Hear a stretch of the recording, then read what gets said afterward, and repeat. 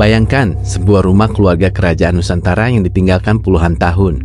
Megah, berwibawa, tapi kini sunyi, gelap dan menyimpan sesuatu yang tidak pernah benar-benar pergi. Konon, siapapun yang berani masuk ke dalamnya tidak pernah keluar dengan jiwa yang sama. Malam ini saya akan membawa kalian menelusuri kisah rumah kerajaan terbengkalai paling angker yang masih menjadi mitos di masyarakat. Dengarkan sampai akhir karena mungkin ada sesuatu yang ikut mendengarkan bersama kalian. Rumah itu berdiri di ujung jalan tua yang sudah jarang dilewati kendaraan. Dindingnya tinggi, bercat putih yang kini mengelupas seperti kulit mati. Pintu gerbang besi berukir lambang kerajaan masih berdiri kokoh meski karat memakan hampir seluruh sisinya. Masyarakat sekitar menyebutnya Dalem Sunyi. Dulu rumah itu dihuni oleh keluarga bangsawan terpandang. Pesta-pesta megah, suara gamelan, tarian dan jamuan besar pernah memenuhi pendopo luasnya. Tapi semua berubah setelah satu malam yang tidak pernah benar-benar diceritakan secara utuh. Kabarnya pewaris tunggal kerajaan itu meninggal secara misterius di dalam rumah tersebut. Tidak ada tanda kekerasan, tidak ada penyakit. Ia ditemukan duduk di singgasana kecil di ruang tengah dengan mata terbuka lebar, seolah melihat sesuatu yang tidak bisa dijelaskan manusia biasa. Sejak saat itu, keluarga kerajaan perlahan meninggalkan rumah tersebut, tanpa ritual perpisahan, tanpa doa penutup, seolah mereka ingin lari dari sesuatu yang lebih besar dari sekedar kematian. Dan disinilah kejanggalan mulai terjadi. Warga sekitar sering melihat lampu menyala sendiri di lantai 2, tepat di kamar sang pewaris. Padahal listrik sudah diputus sejak puluhan tahun lalu. Kadang terdengar suara gamelan halus di tengah malam, padahal tidak ada satupun alat musik tersisa di dalam rumah. Beberapa orang mengaku melihat sosok perempuan berkebaya putih berdiri di balkon, rambutnya panjang menutupi wajah.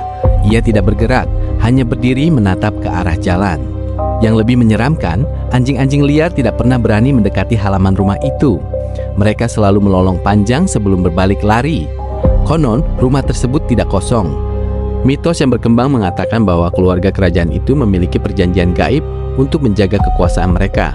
Sebuah pesugihan kuno yang melibatkan penunggu tak kasat mata. Ketika garis keturunan terputus, penjaga itu tidak ikut pergi. Ia tetap tinggal menunggu.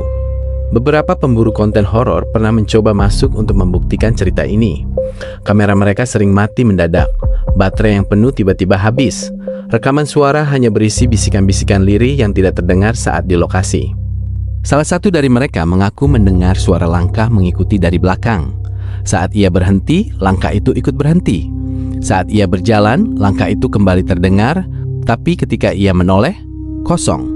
Yang paling sering diceritakan warga adalah bau bunga melati yang sangat kuat di sekitar ruang tengah.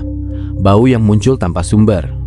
Dalam kepercayaan Jawa, bau melati sering dikaitkan dengan kehadiran makhluk halus, dan ada satu ruangan yang paling dihindari, ruang bawah tanah. Pintu kayunya berat dan selalu terasa lebih dingin dibanding ruangan lain. Masyarakat percaya disitulah ritual terakhir dilakukan sebelum tragedi terjadi. Konon ada cermin besar di dalamnya, cermin yang tidak memantulkan bayangan dengan benar. Beberapa orang bersumpah bayangan di cermin itu bergerak lebih lambat daripada tubuh aslinya. Ada juga cerita tentang suara tangisan anak kecil menjelang pukul 3 pagi. Tangisan yang terdengar pilu lalu berubah menjadi tawa pelan.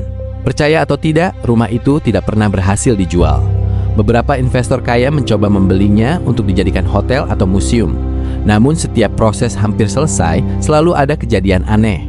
Kebakaran kecil tanpa sebab, kecelakaan mendadak, atau pembeli yang tiba-tiba membatalkan tanpa alasan jelas. Seolah rumah itu tidak ingin dimiliki siapapun lagi. Dan inilah yang membuat kisah ini semakin mencekam. Beberapa warga tua mengatakan bahwa setiap satu suro terdengar suara pesta dari dalam rumah. Musik, gelas beradu, langkah kaki menari di lantai kayu. Tapi saat didekati, gerbang tetap terkunci dan rumah itu tampak gelap gulita seperti biasa. Seakan waktu di dalamnya berjalan sendiri. Sekarang saya ingin bertanya pada kalian. Jika kalian berdiri di depan gerbang rumah itu dan pintunya perlahan terbuka sendiri, apakah kalian akan masuk atau kalian akan memilih pergi sebelum sesuatu menyadari kehadiran kalian? Tulis di komentar apa yang menurut kalian sebenarnya terjadi di rumah kerajaan terbengkalai ini. Apakah ini sekedar mitos turun-temurun atau memang ada perjanjian yang belum selesai? Karena satu hal yang pasti, tempat yang pernah dipenuhi ambisi, kekuasaan, dan rahasia jarang benar-benar bersih ketika ditinggalkan. Dan kadang yang membuat sebuah rumah menjadi angker bukanlah siapa yang mati di dalamnya, melainkan siapa yang masih tinggal. Jika kalian menyukai kisah horor penuh misteri seperti ini, ikuti terus cerita-cerita berikutnya, karena masih banyak tempat terbengkalai di Indonesia yang menyimpan sejarah kelam. Dan mungkin salah satunya ada lebih dekat dari yang kalian kira. Sekarang coba perhatikan sekeliling kalian. Apakah ada suara kecil yang barusan terdengar? Atau itu hanya perasaan?